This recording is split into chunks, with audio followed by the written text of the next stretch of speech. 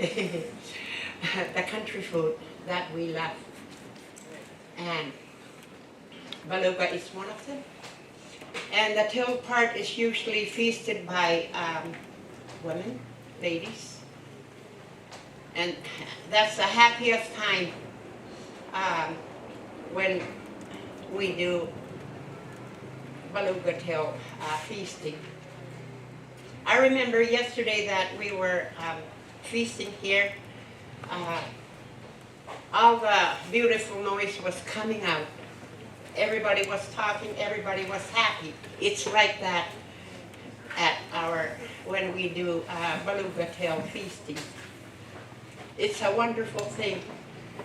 Oh, that feeling, the joyful feeling, the happy noise that we hear.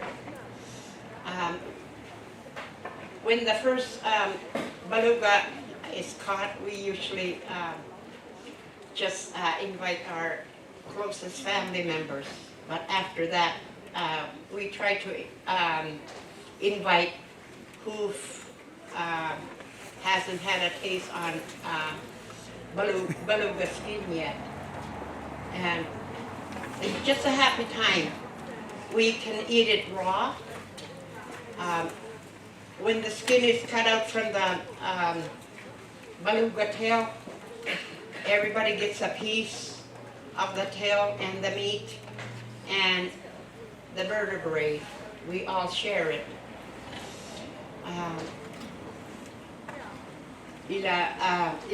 It's beautiful. I remember as a little girl, maybe I was 3 or 4, my first experience.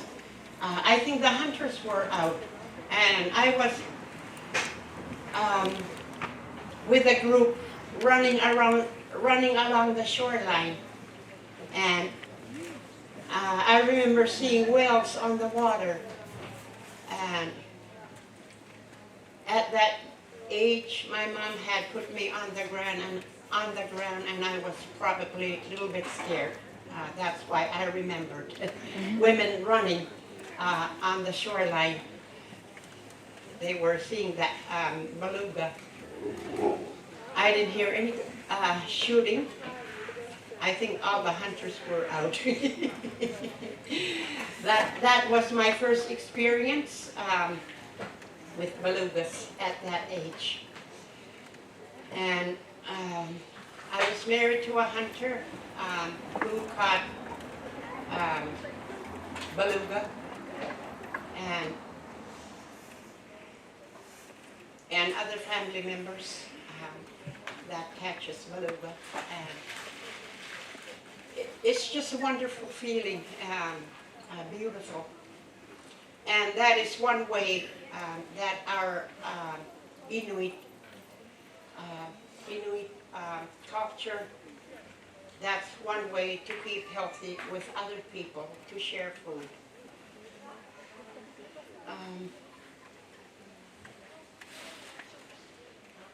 We get white belugas and younger ones gray. We don't get a lot of narwhals. We sometimes see big whales coming into our harbor. There's been a couple of times that's been caught in our community. But it's a happy time. It's a happy time when belugas come into our harbor. Everybody starts to come down to close to the ocean. We can hear everybody shouting, "Taika! Avane! There! Here! Takala!" He didn't shoot.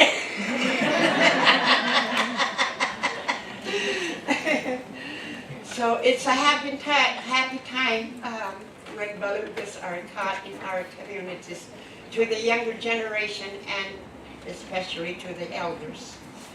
My husband passed away about 2 years ago, and I didn't want to eat anything anymore. My body changed. I didn't care if I just go. But people around me were very good to me, bringing country food, even from other communities around Kingnate. I was getting country food and berries. And I started to eat again. And I started wanting to live again. Now I got my belly back. Thank you so much for listening and for your attention. Kuya namin.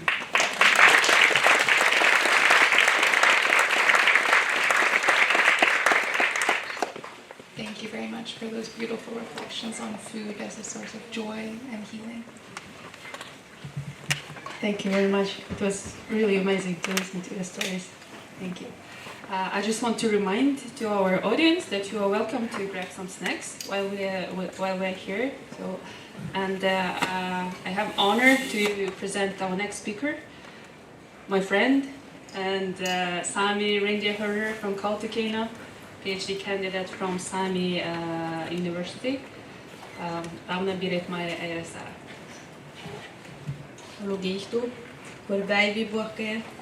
Thank you for very nice presentations. It warmed my heart to hear about your traditional food. I'm a young Sami reindeer herding woman and a mom, and I really struggle feeding the traditional food to my kids. But I also try to make reindeer meat tacos and pizzas, just trying to be creative. And I also want to say that fat is also very important in the reindeer meat, and also about women. We also have some parts which is especially for women when you are slaughtering a reindeer. So you use some certain parts for women. But this is not my presentation, so I have to continue. So, as Alona says, I'm a PhD student, but I'm also a teacher and a researcher at the Sami University of Applied Sciences within the reindeer husbandry studies. I'm born and raised in a Sami reindeer herding family in Bodø. You can see on the map where I'm from. So Bodø is a small village with approximately 3,000 inhabitants, where 1,500 of them are private reindeer herders, and they are herding approximately 79,000 reindeer. So Bodø area is the winter pasture area, and in the spring we are migrating the herds towards the coast. So I'm actually here to talk about food chapter which I've been writing together with some colleagues. So if I can get my next slide, please. So this chapter is published in the new reindeer husbandry book by Springer Polar series. We are several authors. It's me, and it's Anders Oskal, Kia Klare Pansen, Inger Anita Smukkir, and also Svein Mathisen, who has been writing about the diversity of reindeer herders' food knowledge systems. So these food systems within reindeer herding are nested in seasonal pasture use. It's including, and it's also depending on the reindeer herder's knowledge. It depends on this knowledge transfer through their own languages, and also based on food preservation techniques. And we see that the reindeer herders' food knowledge system, it provides a very central foundation for building the future Arctic food system or sustainable food systems. But however, as we all know, Arctic has been changing. And all of this has happened also to the Arctic food systems due to climate change, due to loss of biodiversity, loss of grazing land, and we also have experienced that this indigenous knowledge about food has not been included in governance systems and in public management. So in this book chapter, we conclude that both scientific knowledge and indigenous knowledge and innovative solutions are needed for the future and to sustain the Arctic food systems. So we need to rethink about the food strategies in the governance of reindeer and other indigenous people societies. So next slide. So about knowledge transmission. It's an intergenerational thing also in Sami society.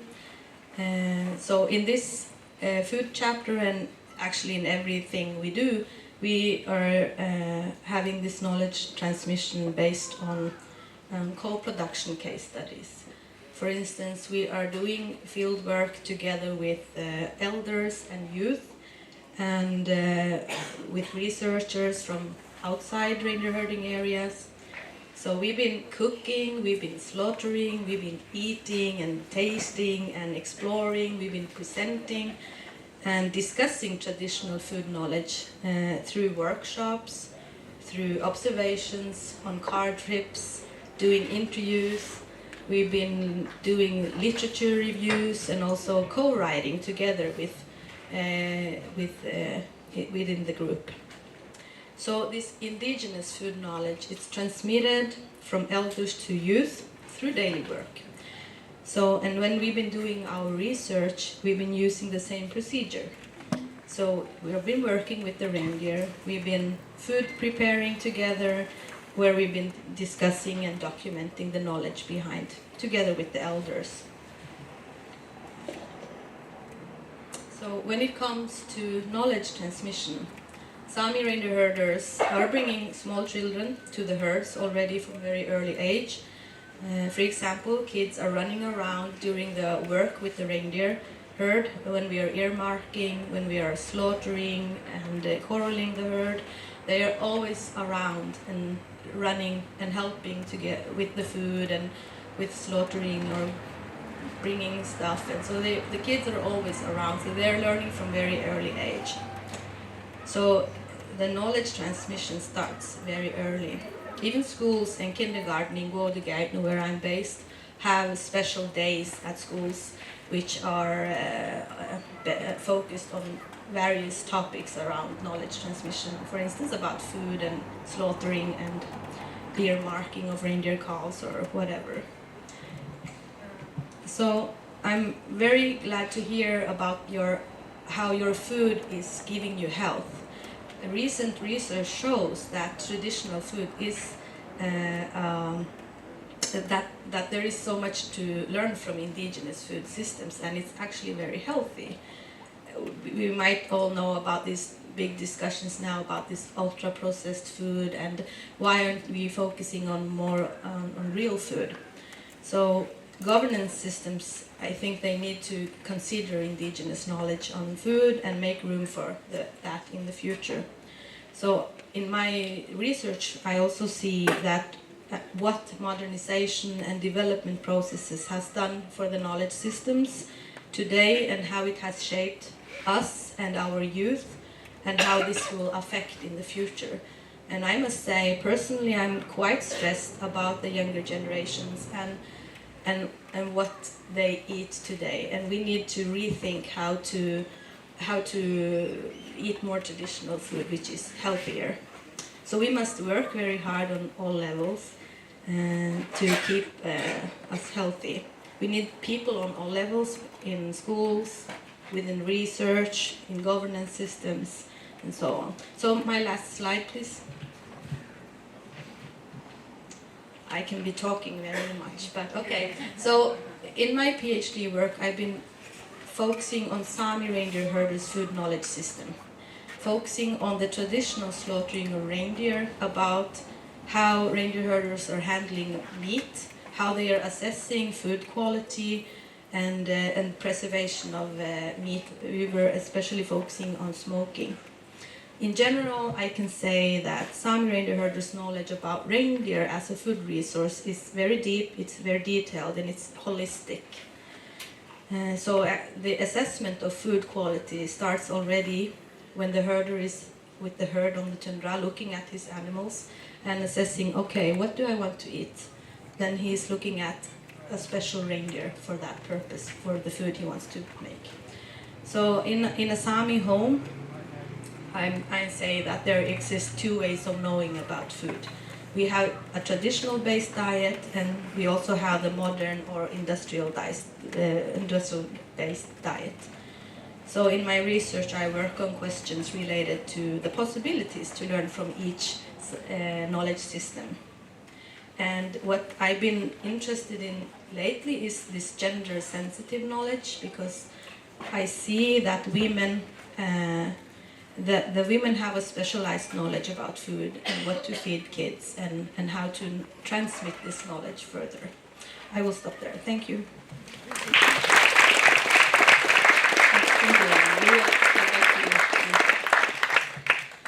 Thank you very much. Our next speaker is Kalea Wells.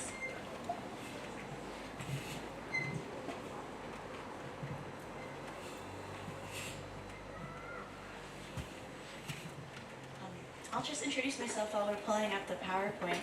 My name is Kalea.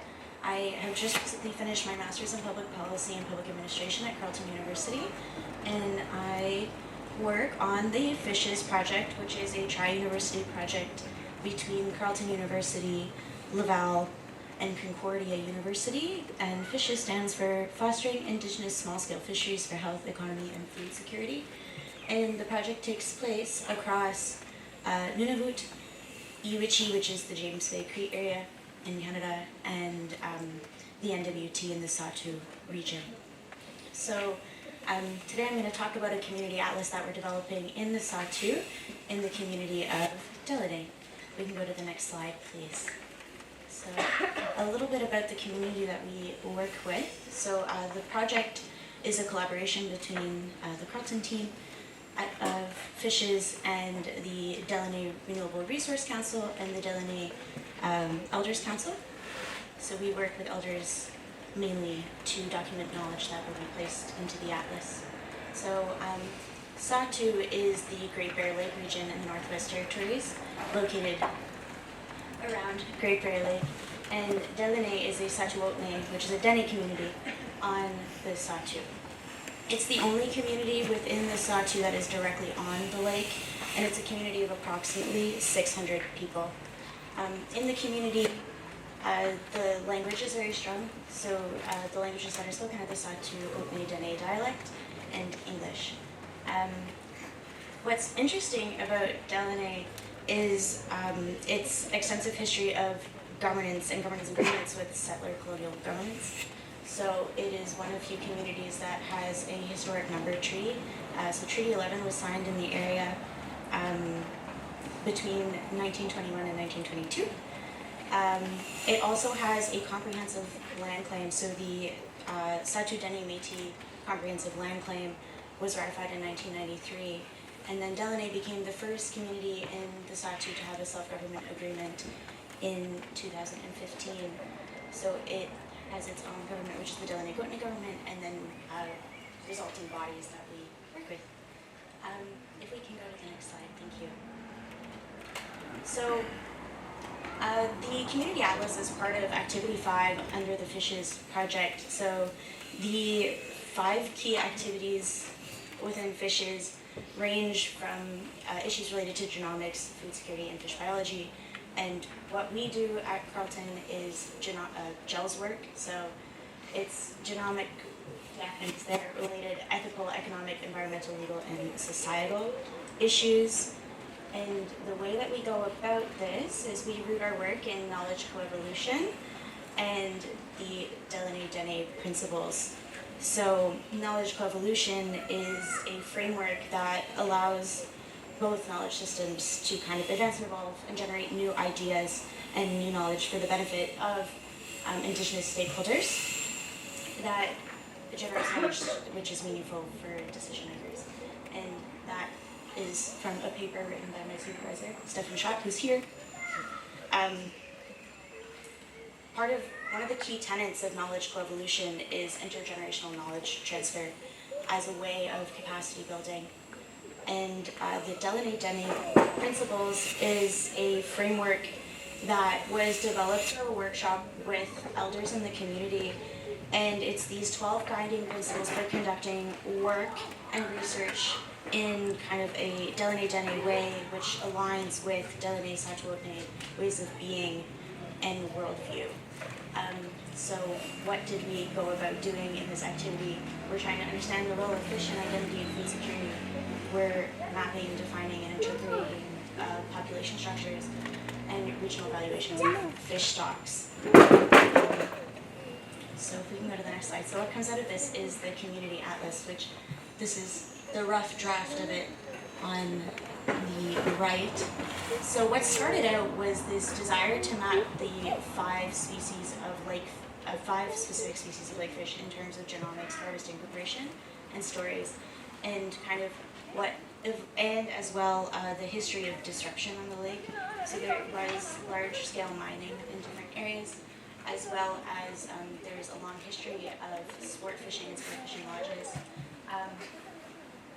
So from this, it's evolved many times to become more of a mapping project that relates to kind of harvesting areas, areas of cultural and spiritual significance, and locations on fish camp, or knowledge on fish camps and fish preparation, as well as traditional harvesting routes and traveling routes to get to these fishing locations, because due to forces of colonialism, the Sachuotney, who were a semi-nomadic people who at the time lived all around the lake, were settled in, if you look on the map where there's 3 dots, it says the square with the 3, surrounded by the 2 and the 2, that is where the community is located.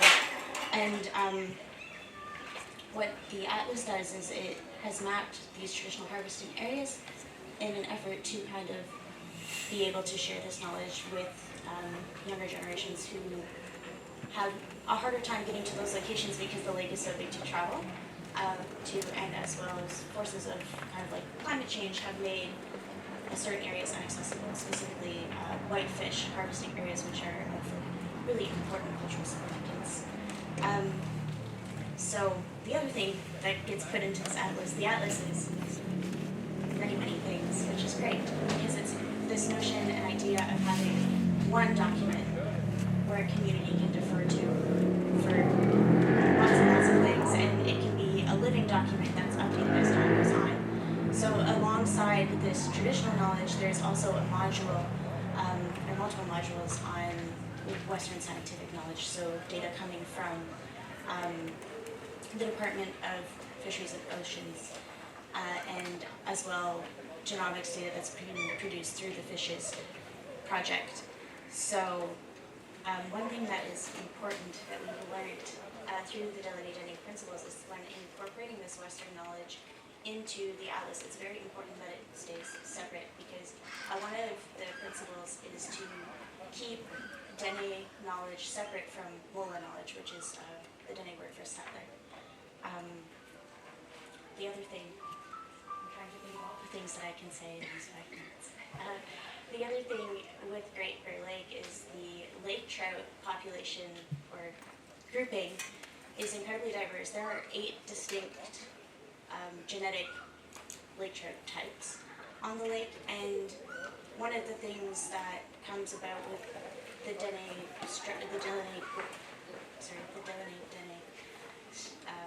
self-government is the desire to have economic benefits and to be able to be a self-determined people to provide for the community. And from this, there's a desire for a small-scale fishery or some kind of tourism model based on fishing. But in order to maintain the biodiversity of the lake and to ensure that there isn't a collapse of specific stocks of lake trout, it's important to know kind of where the trout is, what the different types and where they live are, and how to make sure that the stock and the fishing is not by specific genetic type. So if we can go to the next slide. How does the atlas kind of come about ensuring intergenerational knowledge transfer? The goal is, from elders, that's been said many times, is that the atlas to be used in schools as part of a geography class or some kind of Dene studies class, so that the knowledge in the atlas can be shared in that space. As well, the atlas is not just kind of points and a map. There is the ability through the software that we use, which is Nui, it's an open access software, is to embed language, histories, photos, videos, and audio clips so that the stories can live theoretically forever on this kind of computer system, as well as maintaining and teaching language. So this also required some adapting of the Atlas development methods based on feedback from elders who are participating in the workshops. The first time that we kind of did this, it was large workshops with a group of elders and mapping on different apps on topics specific to species. And this later kind of evolved to mapping about stories about kind of spearfishing or stories about fish, and then individual interviews with elders. And the latest kind of stage that we're at is when we asked one of the elders if he'd like to participate in an individual interview. He asked, "Can I bring my family with me?" So now the notion is to post these interviews with family groupings so that elders can transmit knowledge to their grandchildren and continue these stories. So that is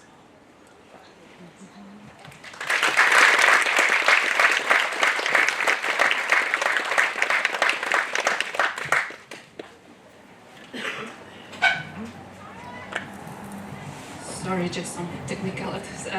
Thank you, Kelly. So that was three main presentations for today's session. But we also, in our session, we have now we will have a panel that we ask also to join more participants. So it's the team from the Nomad Indigenous Food Lab, and they will introduce themselves.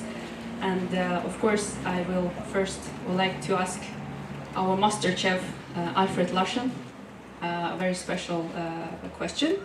But first, I would like to thank you for the food. So the menu that you created for these days, and it's amazing to work with you.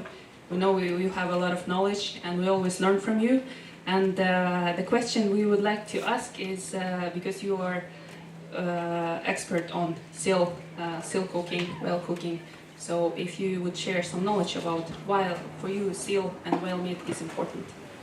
Thank you. Yes, hello. I'm, as you said, my name is Alfred. I've been working with as a chef since I was 15, and I'm very interested in to use the products that they have up there from the Arctic. So I've been working a lot with seals and whale and reindeer, of course, because I'm from Kentucky.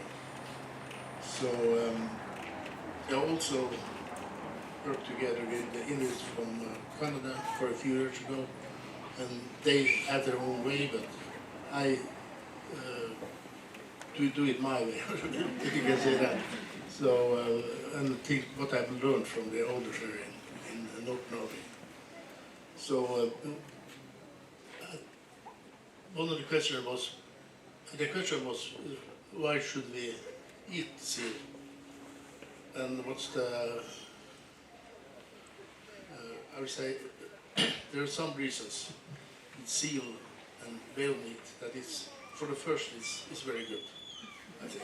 Yeah. That's the main reason. The other reason is it's very tender. You can use the recipes that you use for other kind of meat. It's very healthy. It has the same vitamins and like omega-3 and everything that you have found in fish. So it's more healthy than other food or other meat. So that must be the main reasons. So very often when I use in seal or whale, I use a normal recipe. You can make like stroganoff. You said pizzas. You said kebab. You said everything. So the younger also find it more interesting. And they first have tasted it, they want to eat more of the meat. So maybe they, after a while, will try these more traditional recipes also. So I don't have so much more to say about that. So it is.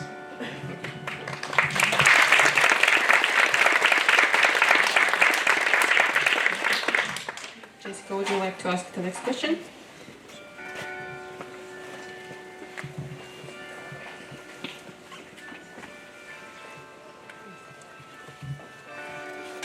Okay, so in the sake to save some time, we would like to move to the youth.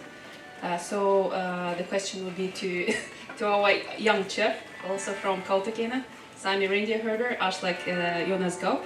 You tell a little bit about yourself. You are studying to become a chef, and the question to you was, what is why traditional food for you is important? Why do you like it, and what traditional food you like?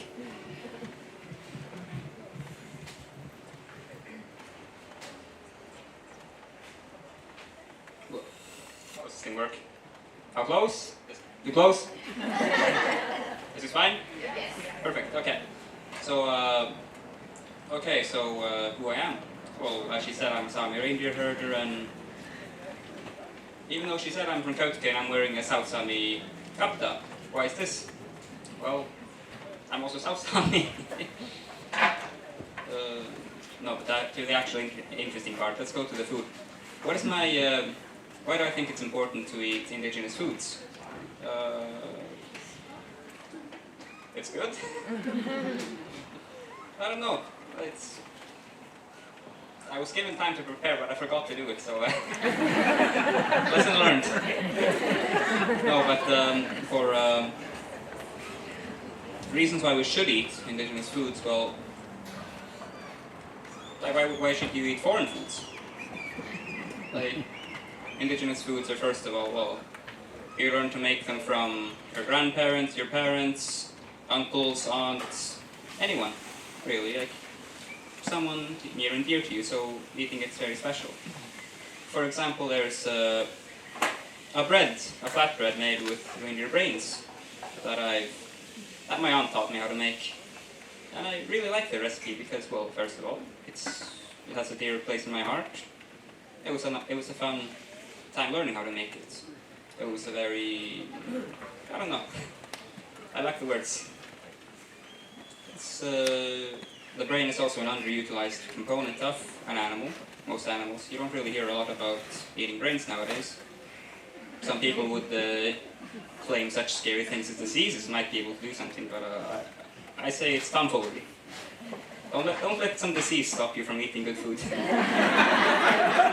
This is also why some people prefer Indian restaurants. Anyways,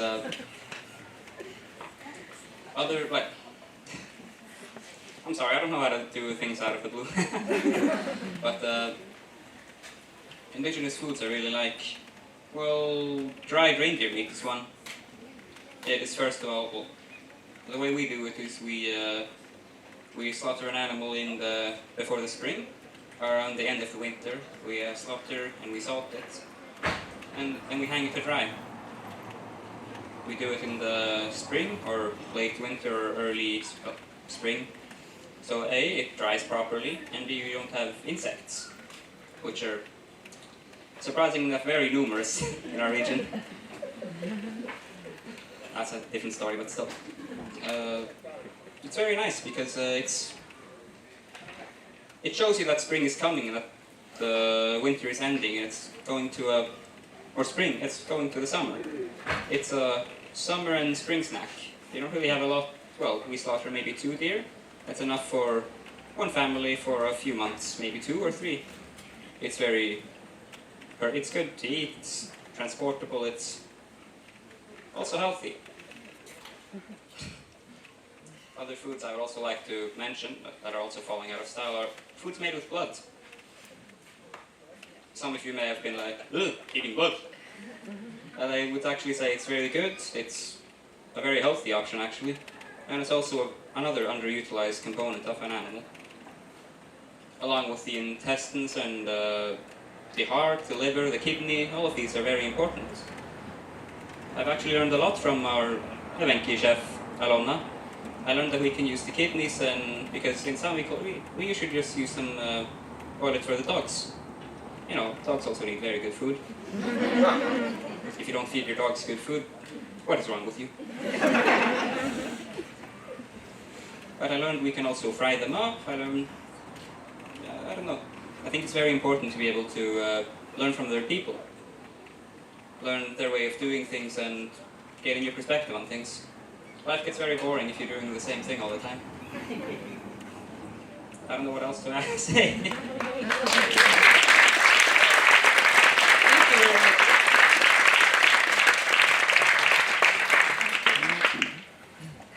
Thank you all very much. Okay, so our next question is actually going to be for 3 people. So it's going to be for Ida and Martha and also Ingranita. So I'll ask you to introduce yourself before you answer the question.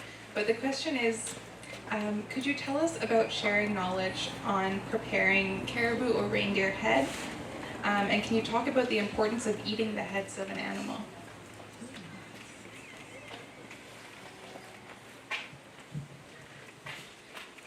Bodø, baby, mulla marraspehterulla Ingranita. Good afternoon, my name is Ingranita Smuk and I come from the northernmost part of Norway. We have the winter pastures close to the Finnish border, and from the summer pastures we can see Russia.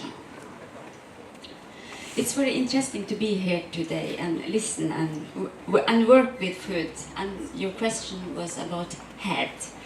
I have from my childhood already learned how to take care of these things because I have been so lucky because I had my parents who was eager to do.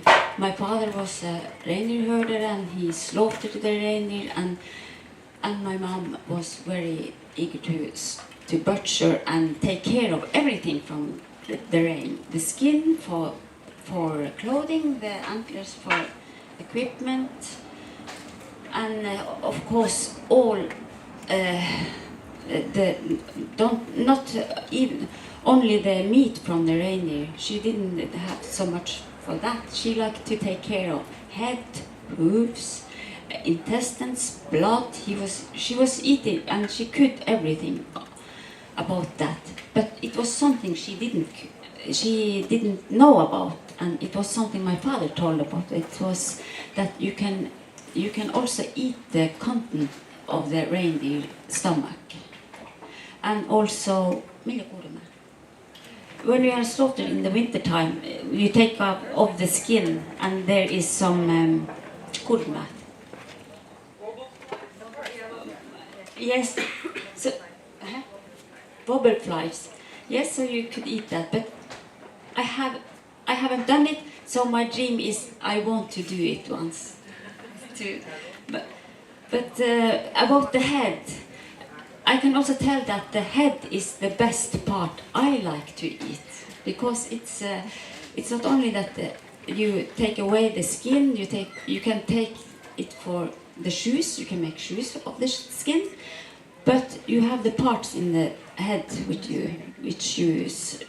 They were talking about brain, of course, but you can also take away the tongue. That you take away the tongue first, or the skin first, antlers and the tongues, and then you take these jaws, and it has very tender meat. When you boil it in 1.5 hours, you can eat it, and it has a really good marrow, but it's so difficult to get it. And when I was a child, I used to try to get it, and I was lucky when I get it, because it was very good taste of that, and you can chew it. It was made, yeah. But the eye, it's the eye what I like to eat, because it is really good.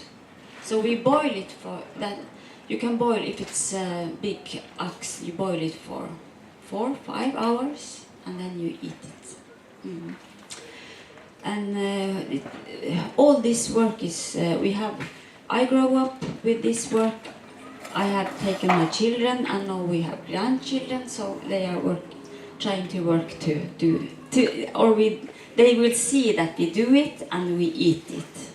And I can't remember when I get my first knife, but I was working with the knives all the time, and of course with my parents. This is also a question about economy, because as I told you, my parents, they sell away the carcass, sell away that, So I didn't know about the steak and in fillets and like that. But all the other things, and they earn the money of the carrot, and we eat all the other things. And she was always everybody was talking about her, but I was a little bit ashamed because my friends, I come from a Sami community. They didn't eat. The children didn't eat. They didn't spoke the knowledge. So sometimes I was afraid that they could come home to us and see how we were doing, and we were eating with the fingers, and we did so. Yeah, so it therefore it is also it's very much knowledge about language also, how to have it there. And of course that you have to take care of everything from the reindeer. You eat it, so therefore. And work with the elders. Of course, I grew up also. I had one grandmother, and she used to come when we were slaughtering and work with us. So, and I think children liked it. I liked it, and I see my children like also to be with elders and talk with them, because it's so calm to be with them, and so yeah, and they have time for telling, and yes, I think I will. We are a little bit busy, we have to leave. So thank you for.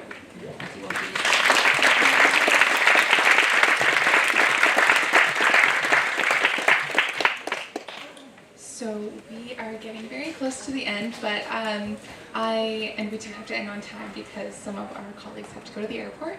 But I wanted to just give our final two elders, Ida and Martha, the chance to close us off with some reflections, maybe a minute each, if you have anything else that you want to share about the head or anything.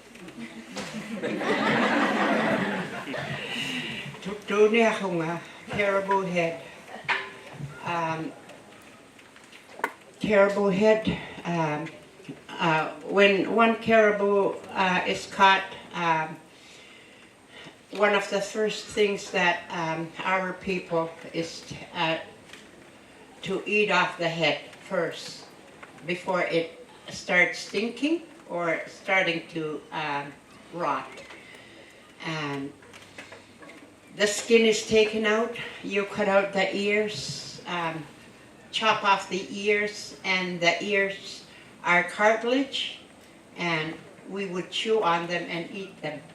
There's also a bit of a fat in the ears, and that makes it even yummier.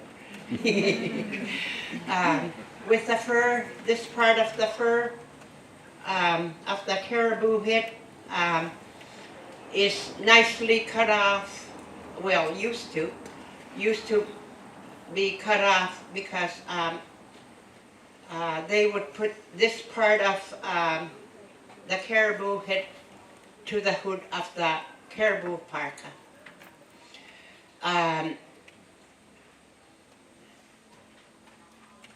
Chopping the head apart, the sinus, around the sinus, that's considered a delicacy. The esophagus is also a delicacy, and if it's only one caribou, and if I didn't take it, I would get a little bit of an evil eye to the person. To whoever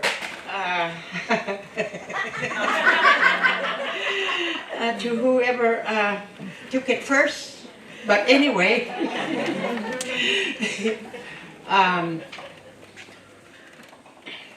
we can eat the head raw, a brain raw.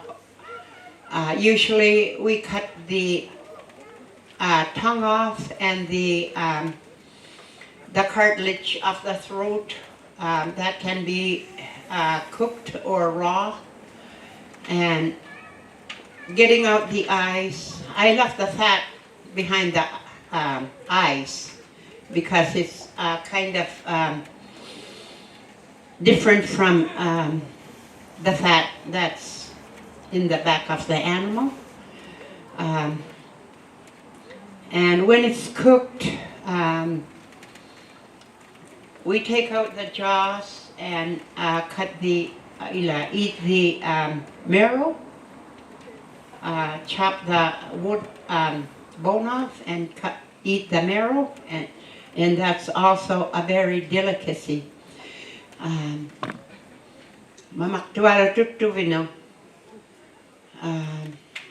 Caribou head is very delicious. I especially like the neck meat. It gets so tender after you boil it or roast it. As long as you want, as long as you can roast it or boil it as long how you want the meat tender. So we do eat caribou heads, and it's one of our delicacy, and we share it with family members who are in the house at the time when the caribou head is eaten. And it's very good.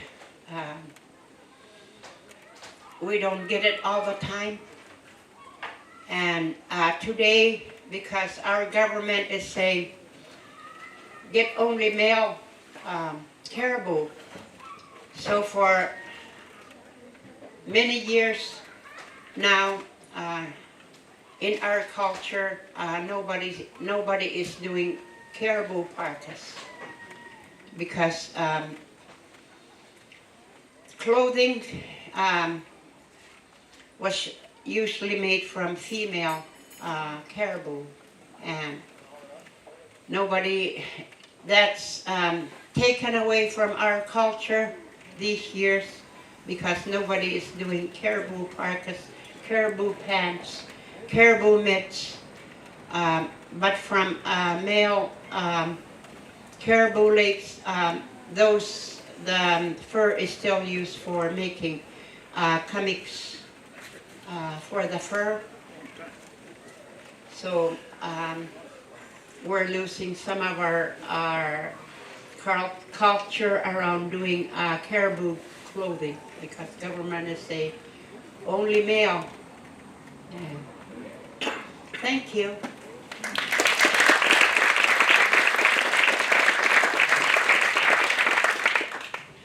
The question, Ingrid, almost the same name as me. Your question was about the contents of their stomach that weren't your ancestors ate. Some still eat it. You can cook it with the broth, and it gives off even better texture and kind of like the broth. And the warble flies you were talking about, I've seen it. I've seen them being eaten by a male who was hunting with us, like picking it off like there was no tomorrow. But actually, it does help thirst. I heard, if you're really thirsty, if you eat those little kumaks. I'm so surprised that we have the same name for it. Sami and Inuktitut. Kuma, yeah, kuma. Like yesterday we were talking and it's the same, kuma. But anyway, she said everything about what. But another thing is that in the head of the caribou and children, we used to take the chin off, the fur chin off, and put it on our chin, and pretend to be, have a beard. So useful in every way. It's useful in every way. Yeah, you can try that with your children. Anyway, she said a lot about that, so any questions later? We're free. We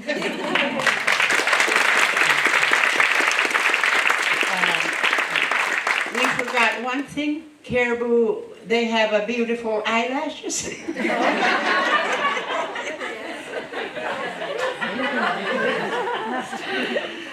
Sometimes in our generations we would take off the caribou eyelashes, put them on. Nowadays, the fake eyelash that people wear, we did that long ago.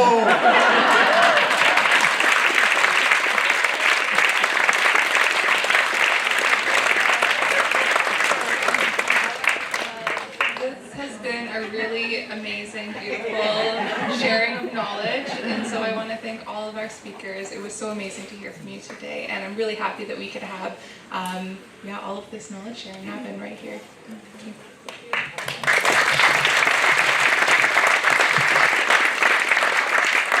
Thank you very much. I agree with Jessica. It was a very interesting session, and we heard many stories that how food so much more than just the sustenance. It's about our health, languages, economy, and so it's very important. So on behalf of International Center for Reindeer Husbandry and World Reindeer Herders, I would like to thank the speakers, the panelists, and all of you today. Thank you very much.